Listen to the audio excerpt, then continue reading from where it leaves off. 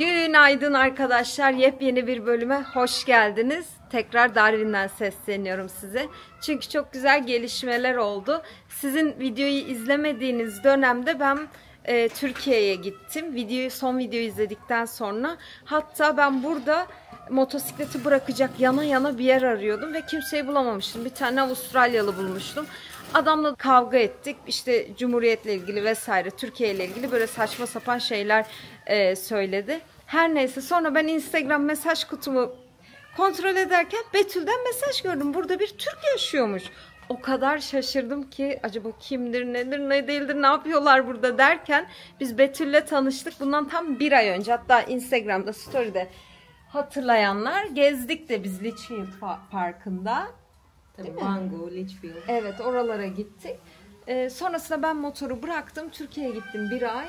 Sonra hop dedik, geri geldik. Dün geldim ve bugün aslında Darwin'i gezeceğiz ama size azıcık Betül'den bahsetmek istiyorum. Betül çünkü bir yıl önce ortalama buraya yaklaşık bir yıl önce yerleşti. İşte Betül de efendiciğime yerleşti. Darwin'e yerleşti. Darwin Avustralya'nın en kuzeyi. Evet. Ve aslında remote area olarak geçiyor. O yüzden çok fazla insanla da karşılaşmak mümkün değil yani. Nüfusu kaç? Buranın nüfusu yaklaşık 300 bin ama Northern Territory genelinin 300 bin. Toplam. Yani Darwin'in 150 bin yani kadar. Yani Catherine de aslında içine dahil, anladım. Senin o geldiğin bütün yollar dahil. Tamam. Çok az o zaman. Ne yapıyorsun burada? Ben mühendisim. Zaten hep başka ülkelerde de yaşamış biri olarak. Yaklaşık 10 yıldır zaten ben aslında yurt dışında şantiyelerde çalışıyordum. Son bir sene Türkiye'de çalışma imkanım oldu. Sonra Avustralya'ya göç etme fikri bize cazip geldi. Mühendis vizesine başvurduk. Daha doğrusu nitelikli göçmenlik vizesine başvurduk mühendis olarak. Eşimle beraber vizemiz onaylandı. Harika. Çıktık geldik. Aslında bu vize türü benim ilk defa karşılaştığım bir vize türü. Aslında biraz daha özel ve daha kolay değil de şöyle yaşama kısmen kolay. Nesi kolay? Mesela biz burada devlet nominasyonuyla, yani eyalet nominasyonuyla geliyoruz. Bizi buraya eyalet davet ediyor. Bir de bağımsız olarak gelinebilen bir vize türü var. Onda eyalet değil, federal hükümet davet ediyor. Federal hükümetin havuzunda çok daha fazla insan var. Anladım. Ama eyalet havuzu tabii ki daha az rekabetin olduğu bir havuz. Ama o zaman prosedür olarak belki daha sıkı olsa da şu an sen geldikten sonra ve davet edildikten sonra bütün haklarım var. Evet. Yani buraya gelip işte öğrenci olarak okuyup da sonradan mezun vizesi, sonra bir daha kalıcı oturum vesaire prosedürleri çok tercih ediliyor. Belki daha basit bir adım olarak görülüyor. Ama işte içeriye geldikten sonra yaşam şartları benim gözlemlediğim çok da zorlayıcı oluyor. Bizim için öyle değil. Biz buraya zaten nitelikli göçmen olarak geliyoruz. Zaten bizim mesleğimiz onaylanıyor, bizim tecrübe denkliğimiz sağlanıyor vesaire. O yüzden geldiğimizde bizi sıfırdan başlatmıyorlar. Tecrübeli olarak kendi mesleğimizde çalışmaya devam ediyoruz. Ben bir işe başvurduğumda kimse benim tecrübemi ya da diplomamı sorgulamıyor. Çünkü denkliğim var. Vizen hazır olarak geliyorsun ama işin hazır gelmiyorsun. Geldiğinde iş başvurusu yapıyorsun. Ama Avustralya'da çok büyük bir istihdam açığı var. Yani o yüzden geldiğinde belki direkt prime bir şirketten başlamıyorsun. Ama mutlaka kendine uygun bir iş bulabiliyorsun. Tabii ki gideceğimiz daha çok yol var ama en azından ben istediğim bir şirkette başlayabildim. Harika, çok güzel. Bugün nereleri gezdin? Bugün çok güzel. Darwin şehir merkezine Ben hiç görmemişim Darwin'i. Senin bana bahsettiğin kadarıyla o yüzden görmeni istiyorum biraz da. Heyecanlı. Bir de en büyük sıkıntı zaten buralarda gelen insanlar bir işte marketi gösteriyor. Bir böyle giderlerse İstiklal Caddesi'ni gösteriyor diyelim. Simit'i gösteriyor. Bitti gitti. Ama ben de öyle baktım çok yer var. Evet. Bakalım nasıl yetiştirebildiğimiz olacak. kadarını gezelim. O zaman ilk nereye gidelim? Crocodiles Park'a da gidebiliriz. İlk belki sabah erken yürüyüş yapabiliriz. Okey. Yürüyüş yapalım. Sonra Crocodiles Park'a gidelim. Waterfront'a gidelim. Lake Alexander'a gidelim. Evet. Çok, yani görebileceğin çok yer var. Biz gidiyoruz. Hadi siz de gelin.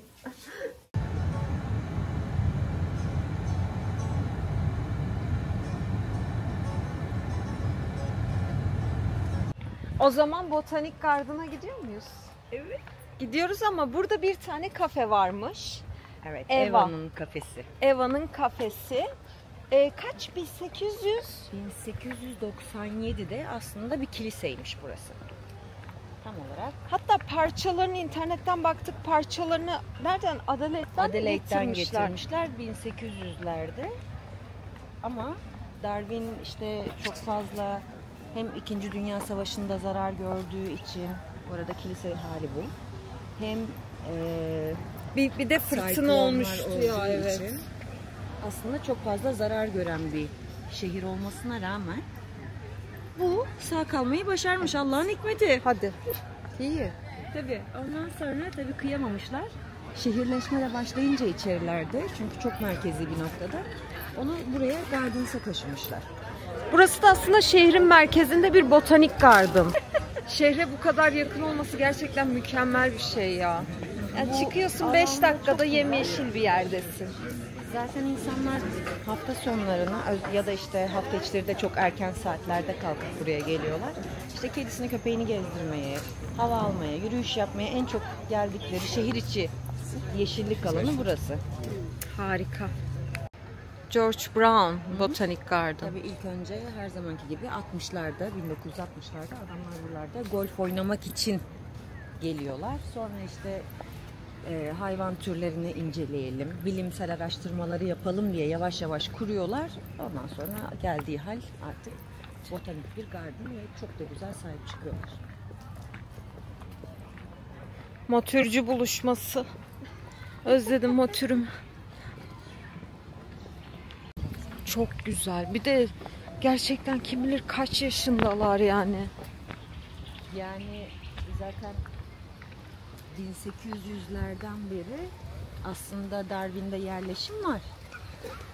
Yerleşimin olduğu her andan beri de bu yeşilliklerde yaşam var. İlk insanların da zaten bu bölgede yaşaması burada çok eski. Tamamı aborjinlerin tamamı aslında kuzey topraklarında yaşıyorlardı.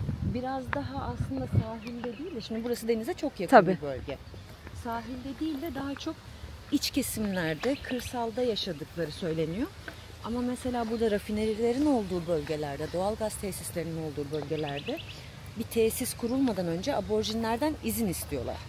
Ha, öyleli. Tabii. Ve onlar izin vermezse milyonluk yatırımlar iptal oluyor.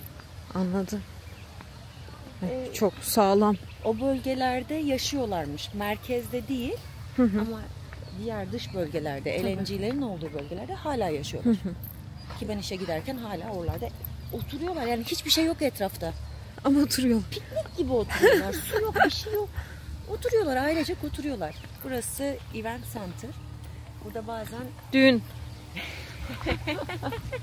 Düğün burada evleniyorlar. atraksiyonlar yapıyor. Genelde resim galerisi falan yapıyor. Neydi şeyin papağanın adı burada? Şey diyorlar. İğrenç bir sesi var. Evet. Bizim evin bahçesinde çok oluyor ve yani gerçekten böyle bütün gün cırlıyor. Bir değişik bir ismi var da unuttum. Burada yürürken gerçekten canın içinde olduğunu hissediyorsun. Yapay ama. Öyle yapıyor.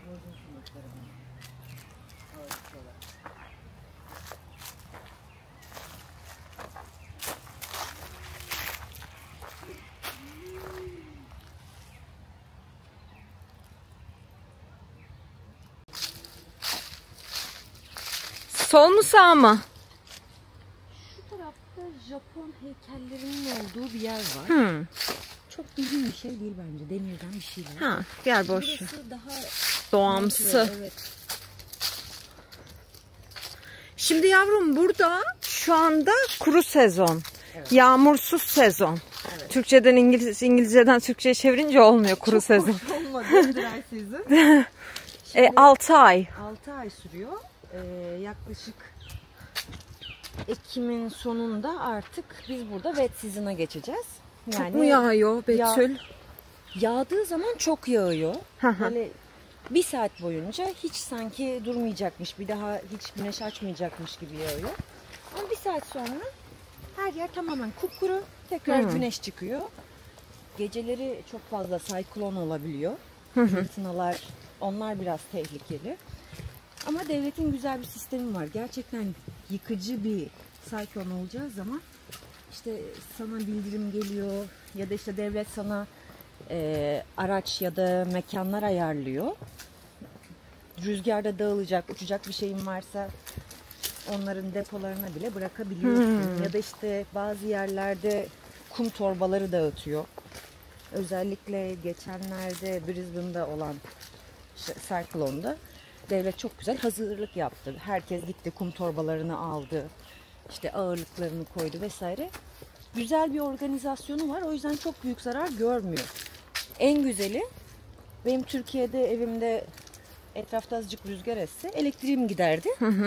Burada öyle bir şey yok. Siklon oluyor, elektrik, su, her şey devam. Altyapısı da güzel. Bilmiyorum onu nasıl ayarlıyorlar. Aslında yollarda dikkat etmişsindir. Bizdeki gibi böyle mazgallar bilmem neler yok.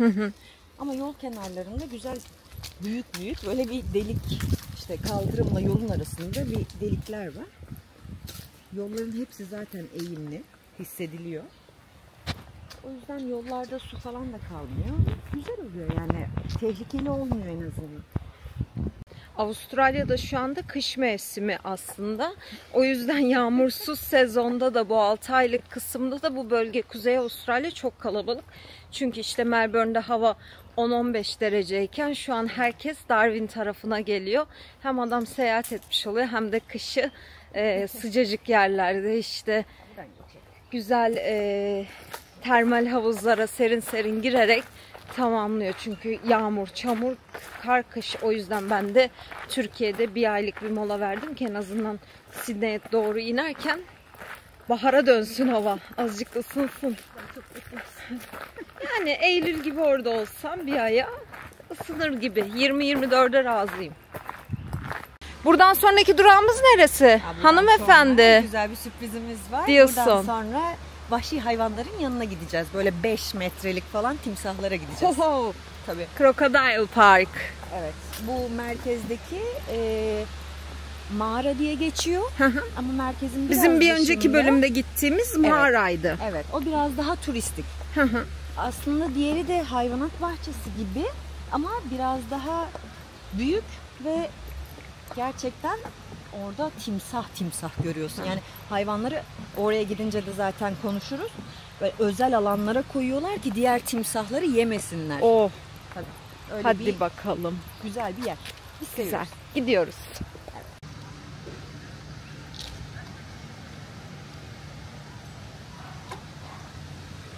Burada mekanlarda dahi içme suyu istersen, yani çeşme suyu diye özellikle belirtirsen tap water ücretsiz olarak vermek zorundalar. Çünkü bu mesela Amerika, Teksas bölgesinde de öyleydi.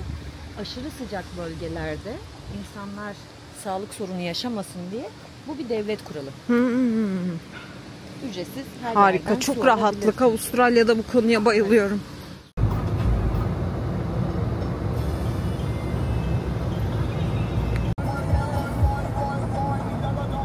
Hoş geldin.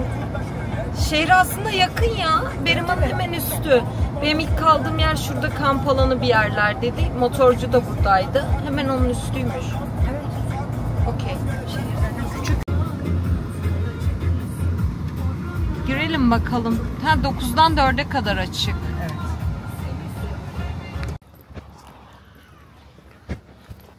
Evet. Timsah eti de satıyorlar. Ready for barbecue diyor. Evet. Sosisi hamburger falan. Satıyorlar. İçinde bir de küçük bir müzesi var. That's great. 12 p.m. is your frog feeding. 2:45 is your monkey feeding. The giant ones 12. Yeah, and 2:45 monkey. Okay. Okay. Evet, şimdi geldik Crocodile Park'a. Burayı gerçekten çok merak ediyordum. 46 dolar, 46 Avustralya doları. Avustralya genelinde bahsettiğim her şey Avustralya doları. Şu an Türk lirasını 27 ile çarpıyoruz. 46 dolar arkadaşlar. Bakalım içeride hangi timsahlarla karşılaşacağız ve neler göreceğiz, ama içeriye girer girmez güzel bir mağaza var. Timsah etleri. Tavuk etine çok benzediğini söylüyorlar çünkü beyaz et. Bakalım. Gerçi denemem ama yine de bembeyaz bir eti var. Teşekkürler baby'si. Ne demek? Küçüklerle gittikçe büyüyecek. Burada ben paylaştığımda bir yanlışım olduğunu düşünüyorlardı şeyden dolayı işte. Timsah denizde olur mu ya? Tuzlu su timsahı. Bir de şey değil mi? Çok daha büyük. Normalde işte 5-6 metre falan filan. Hepsi gerçek timsah. Şöyle bir karşıya Gerçek. doğru bak.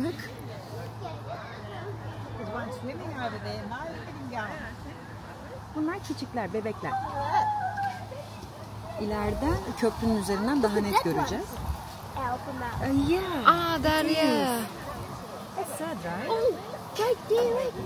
Oh yeah. It's so close. Oh yes. You see? Bir de büyükleri var sanırım. Tavşanların, timsahların. Bir 4-5 metrelik olanları var. Ha. Ben hiç beceremiyorum böyle. Allah. Oldu. Look at that one. Look at that one.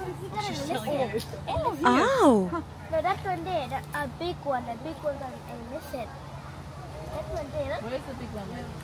It's right there. It's sleeping right there. It looks like fake. Hey, listen, look at That's that. alright.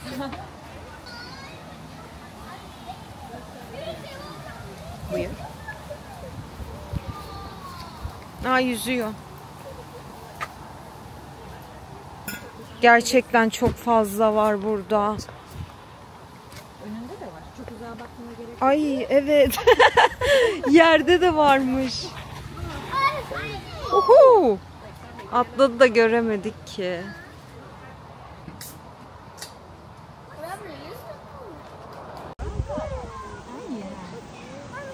Look at that. Not even the big one. Bir de Kakadu'da şey var. National Park var. Orada river turuna şey yapıyormuş. Orada besliyorsun. Gençler öyle yılan yılan oturuyorsunuz ama nasıl tehlikelisiniz aslında.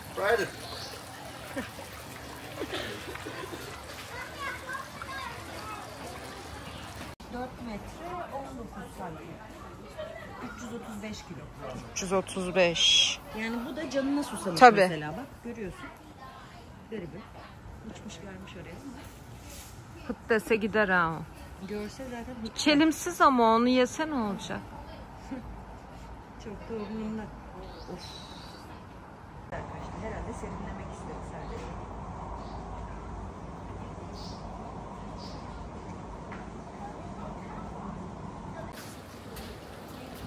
Burada bir nebze küçük dediklerimiz var aslında ama bu tarafa döndüğümüzde ise bunları ayırmışlar. Burada gerçekten o hayvan kocaman.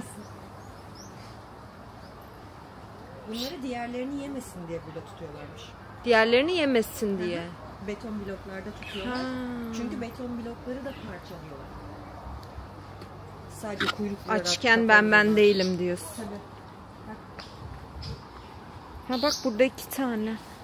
Analı kızlı. Burası birleşik. Aslında 3 Ha alttan evet. tane evet. Nasıl? Birbirini yiyemeyecek. Oy ne çoksunuz siz. Romantik boy. Temas bağımlısıyım diyorum kızım. Neden anlamıyorsun?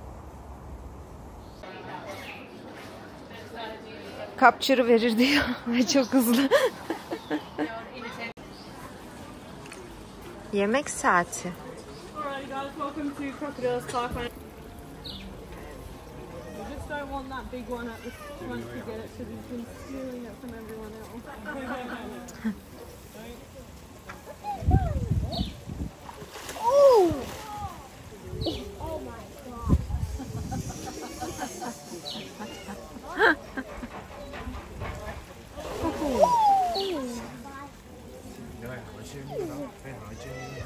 Çok iyi olay.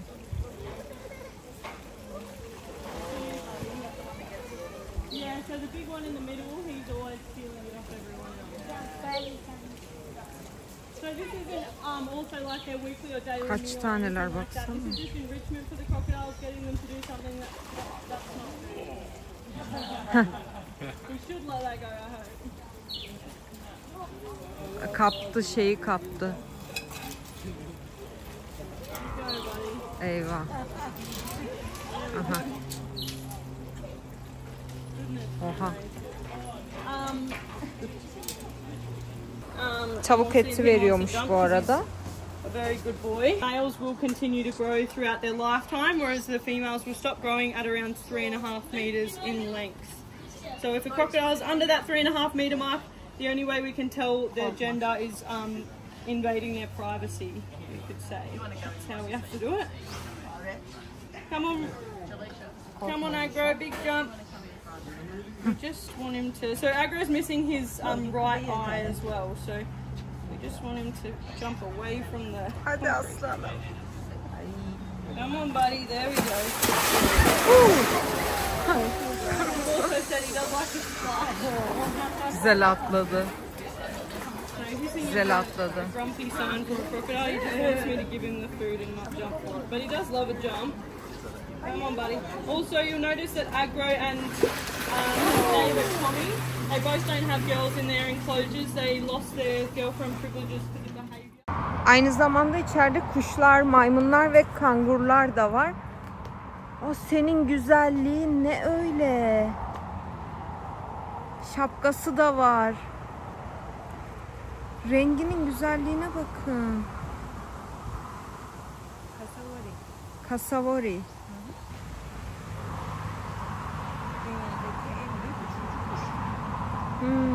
Ya mirketlere bak, çok güzelsiniz.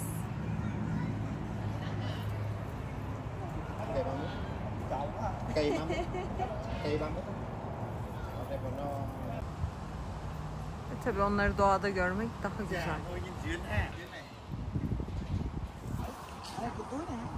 Ne haber?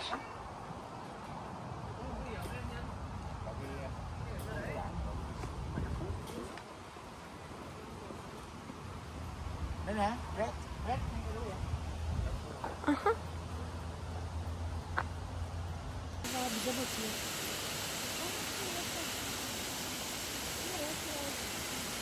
Çok güzelsin. Seni Afrika'da görmüştüm. Yağlanmış hayvan yata yata.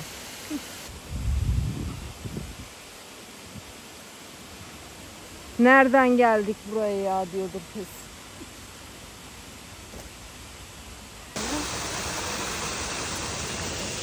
Böyle yürüme alanları tertemiz, her şey çok düzenli. Elinde haritanla nereye gideceğini, neler göreceğini gösteriyorsun. Gerçekten Avustralya bu konuda çok güzel Betül.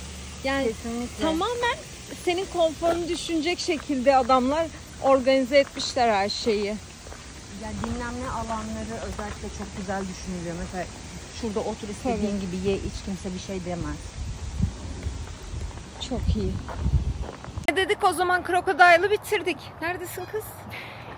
Büyük ölçüde bitirdik. Evet. Artık Darwin'in olmazsa olmazı. Neresi? Waterfront. Tabii. Waterfront'ta insanlar denize girebiliyor. Çünkü bir de Avustralya'nın kuzeyinde arkadaşlar 2 tane büyük sıkıntı var. Bir tanesi jellyfish. Jellyfish'in Türkçesine deniz anası. Kutu deniz anası. Evet, zehirliler ve gerçekten çok tehlikeliler. Diğeri de timsahlar. Timsah denizde olur mu demeyin.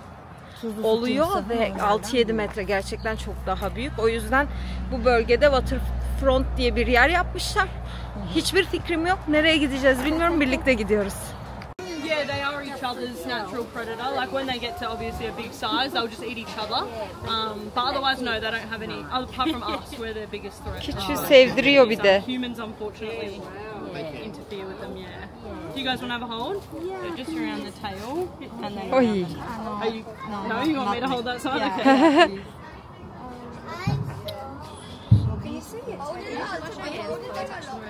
We usually just say if you can sanitize up at the black holes.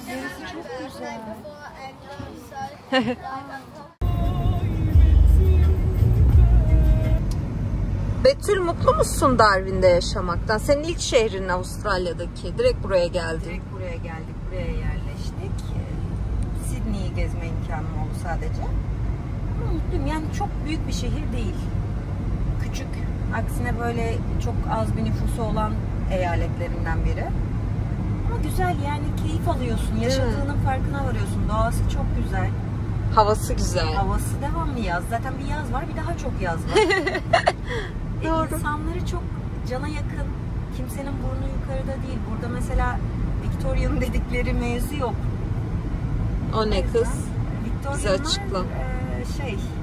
Hani Fransa'nın beyaz Fransız dedikleri Nice bölgesindeki Parisian ya da kavramına yakın olan kavram burada Victorian kavramı.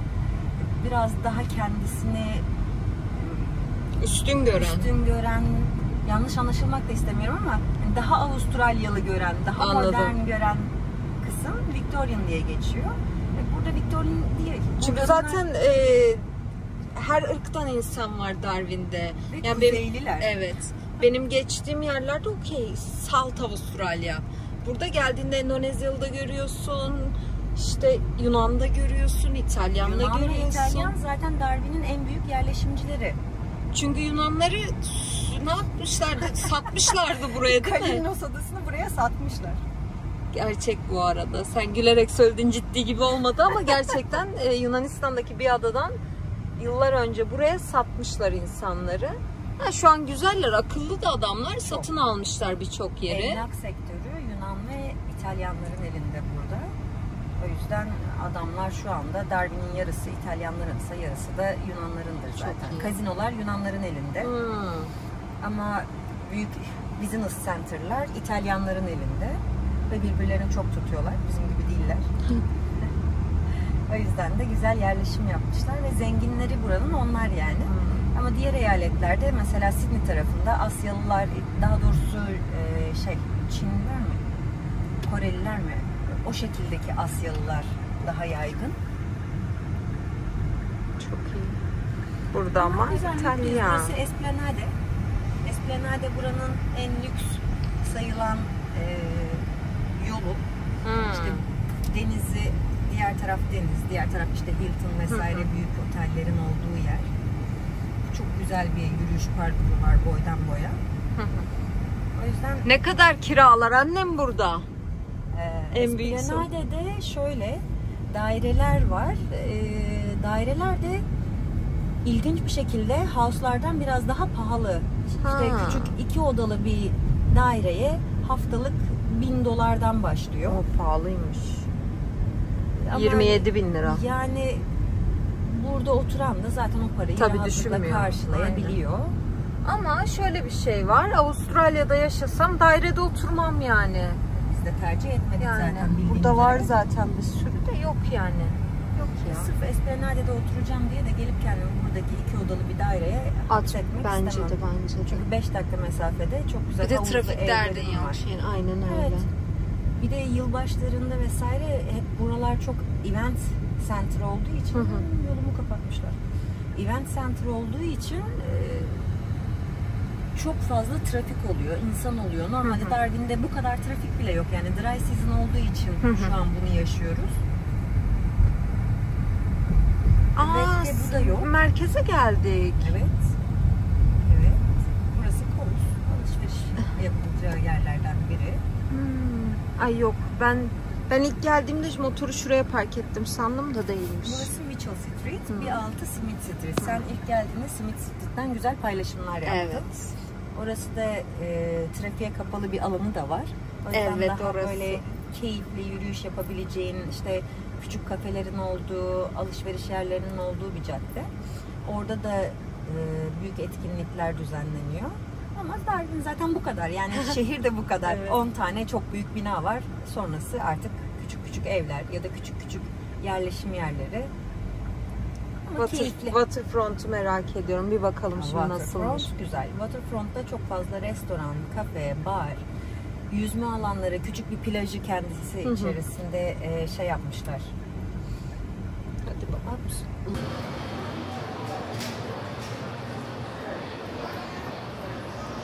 Millet yüzüyor. Ha.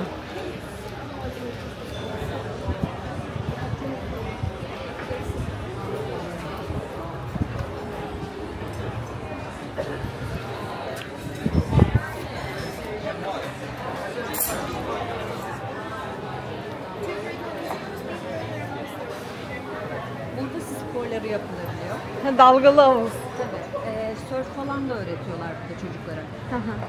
Böyle derslerin olduğu zamanlar da var. Ama giriş ücretsiz değil mi? Ücretsiz yüzebiliyorsun. Belki burada bir tık farklı olabilir ama şu taraf ücretsiz. Hı hı. Birçok restoran, kafe, havuz.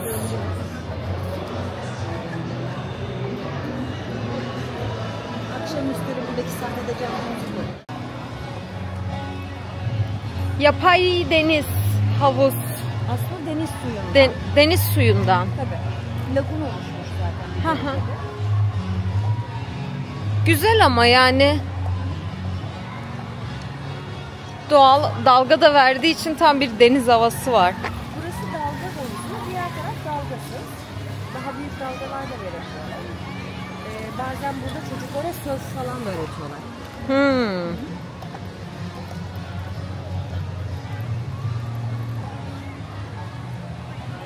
İleride plaj voleybolu oynanan yerler var.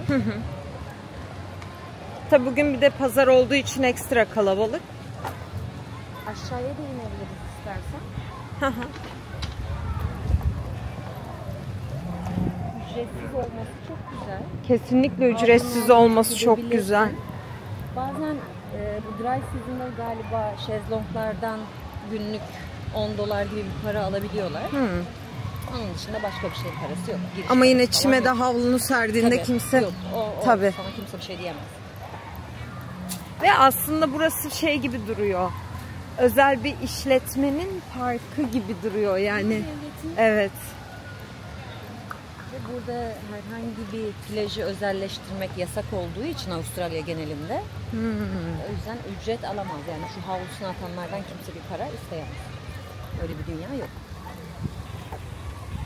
Çok güzelmiş burası.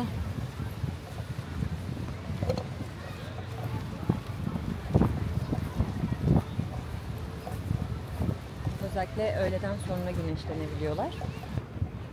Çünkü güneş burada ekvatora çok yakın olduğu için kanser etme riski çok Evet yüksek. ya benim Perth'te kaldığım arkadaşım kız cilt kanseriydi.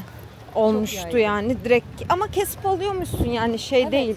Zaten burada kontrol için de çok fazla ekipman da yapıyorlar. Orası çocuklar için eğlence alanı. Plaj öyle yapıyor. Kumu su.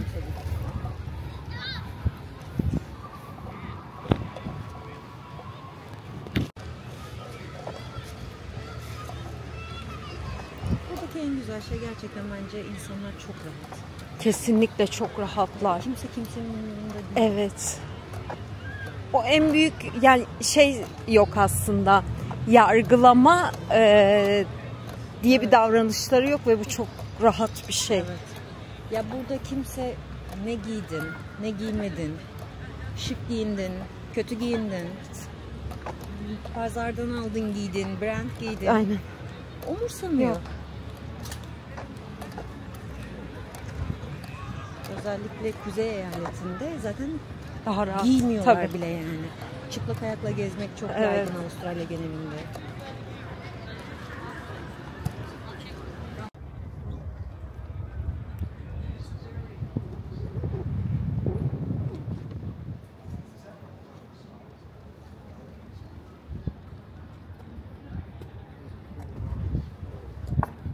Sevdik. Sevdik seni.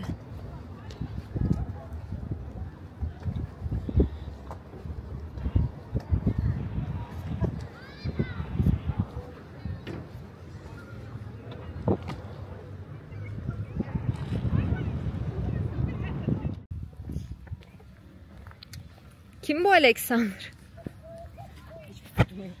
Alexander Göl. Bunun tam karşısı harika bir Mindil Beach. Tabii. Ama maalesef denize girilmiyormuş. Çok üzücüydü. Aslında Mindil daha ileride kalıyor. Burası East Point diye geçiyor. Lee Point, East Point. Ama işte o kilometrelerce plajda. Gerçekten çok üzücü. Ama burada yüzüyor. Ama burada yüzebiliyorsun. Ama muhtemelen bunun suyu da tuzsuzdur. batarsın. Yorucu. Ama güzel, yok öyle yorucu değil. Keyifli.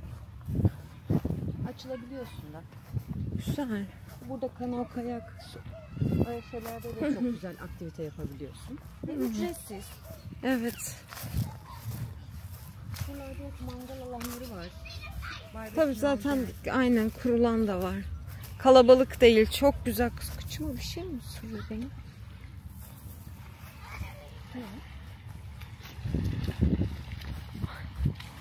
Aa, çok güzelmiş burası da. Ha, gidebiliyorsun da o tarafa doğru. Tabii. Bir sorun yok. Oradan dolaşabilirsin. Yürüyüş alanları oralar. Biz burada yüzdük. Sorun yok.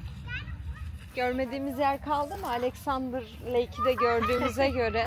En azından CBD ve civarında kalmadı diyebiliriz artık. Evet.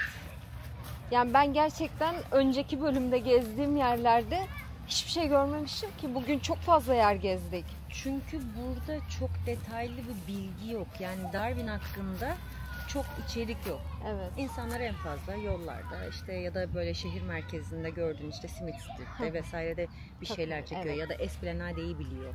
Waterfront'u bile bir tık araştıran biliyor. Aynen. Evet. Aslında en turistik yerlerinden biri ama işte Alexander'da, East Point vesaire deyince bu sefer işin rengi değişiyor. Evet.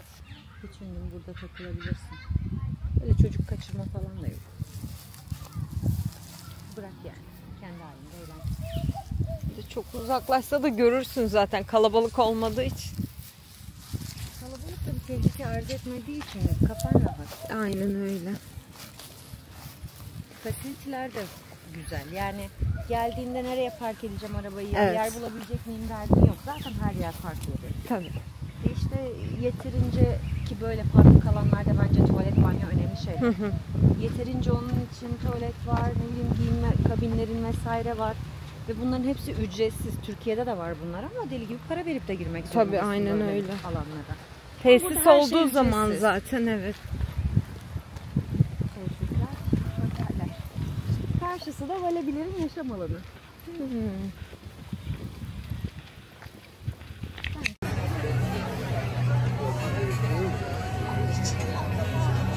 Sessiz disco, silent. Çevirince Türkçe'ye tam olmuyor. Çok güzel.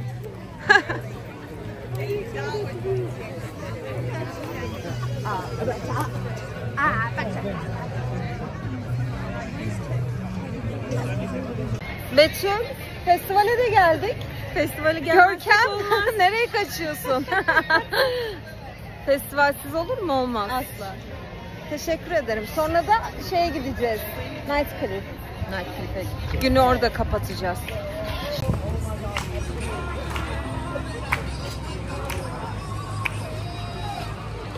Çok tatlısınız.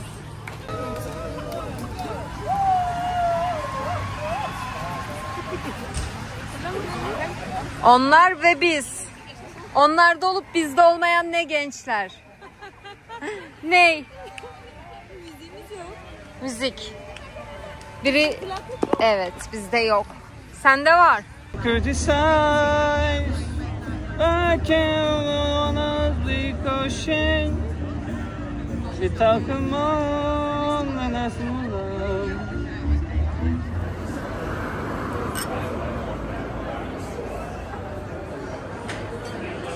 Babysi teşekkür ederim. Çok yorulduk.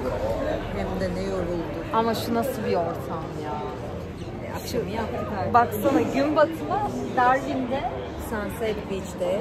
en güzel seyredilen yermiş Avustralya'nın genelinde. Çünkü burada mor oluyor, pembe oluyor, mavi oluyor, ondan sonra batıyor. Yani Avustralya'nın her bölgesinden insanlar buraya gün batımı izlemeye geliyor. Ben gelmeden önce diyordum ki gün batımını da izlemeye gitmezsin.